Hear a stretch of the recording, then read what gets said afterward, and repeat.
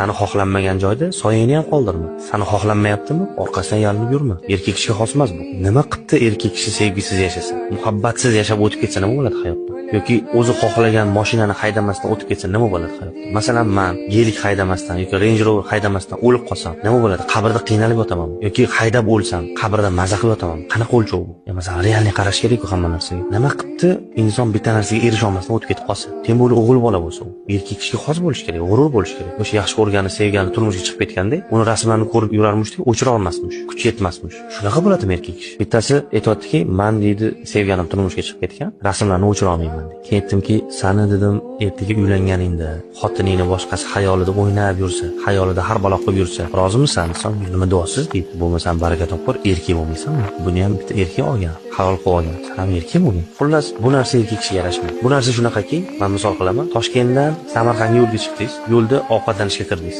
Ovqatingiz yaxshi bo'lmaganligi uchun siqilib qolib ketdingiz o'sha yerda. To'g'rimi shu? Kulgili-a? Inson maqsadi sari yurayotganda yo'l-yo'laki ishlar bor. Shu o'xshamay qolsa hech narsa qilmaydi. Bu maqsaddan chalg'itmaslik kerak inson. Xuddi sevgi, muhabbat, oila, mayda-chuyda muammolar bilan turib qolish o'rnida. Mana shunga o'xshaydi. Inson hamma narsadan kecha olish kerak. Inson doim yolg'iz qolishga tayyor turish kerak.